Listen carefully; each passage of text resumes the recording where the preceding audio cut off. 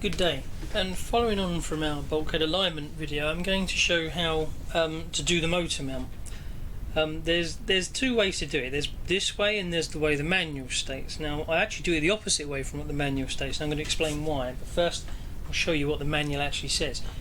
So it says when you're tightening up the bulkheads, if you're doing it according to the steps, that you tighten screws 1 and 2 first, which are the rear bulkhead for the motor mount, the layshaft mount.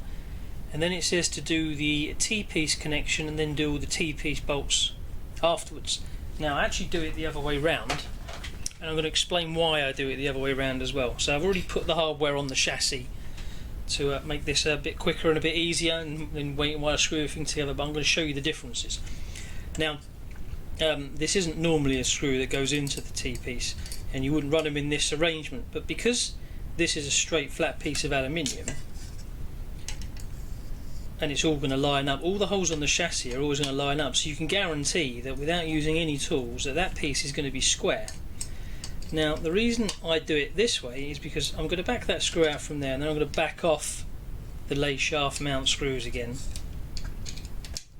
on both sides and show you what happens, because there's this button head screw here, and because that's aluminium through there and into there, that's an absolute, so we know that's going to go in square. But if I back off the screw all the way out and turn it upside down, you can see through there the hole and where it goes into the mount underneath. Now what you can do is, if you tighten up these motor mount screws first, so if I just do that and then do that, I haven't done anything, I'm not touching it, so it's just going to sit on its own.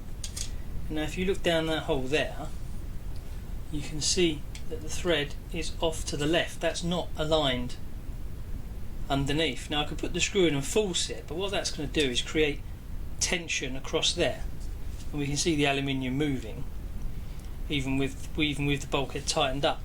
So I find the easiest way to do this is to put the aluminium T-piece on the car from a new build or from a rebuild, although if you are rebuilding I do recommend that you place this on the glass and make sure it's still flat, because a knot can bend this, and if it bends it and you tighten it down the front and the rear, it will cause the chassis to pull up, and that will cause it to tweak at the back of the car as well. So while we're here, so I've put a screw in the very front, I've put one in the middle, and this is just for lining this part up, and then one at the rear, so I know that that part is now dead straight on the car. And then from underneath I take my button head screw and drop that through. Just make sure those have been loosened off. Now somewhere along the line that should just think like that, so we know that's a line. Now I can just tighten that through, and we know that's going to pull that tight. These are already tightened up as well, so I know they're all in line. Now that part's not going to move, and neither is that now, because it's anchored with those 5 points there to there and the rear, so that's now square. So I can now turn the car upside down. I can now tighten those bulkheads screws up, and then if we go back and we release this button head one again, now it didn't click, so it isn't tweaked, and we remove the screw, we should now see that that hole is perfectly aligned as it should be, and that even if that does come loose, it's not going to adversely affect the motor mount too much. And there should be a little bit on there for flex on the car, but that's why you wouldn't run all the screws in that configuration as well. So just to make sure again that we're aligned, I mean it's not so critical to do the other bulkhead, because when you're taking off your spur gear or lay shaft, this is always going to move anyway. But you can make sure it's square against the edge here by using the tool again.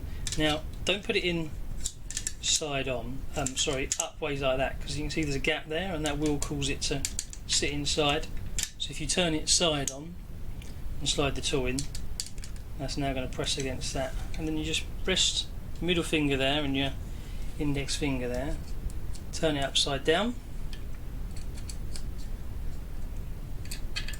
give it a turn,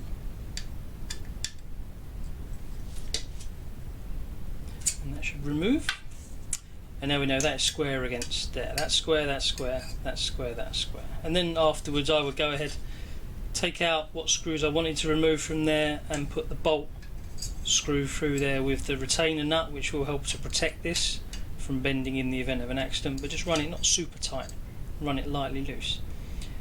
And then you can just take this piece off and put it back on, because that's just where the lay shaft goes. So when you put it on the lay shaft with the bearing, that will naturally find its square position, as long as this side and this side of the motor mount is square. Again, thanks for watching. Hope that was helpful to you. Please like, subscribe and comment below if you've got any comments or suggestions. We'd love to hear from you. Thanks again.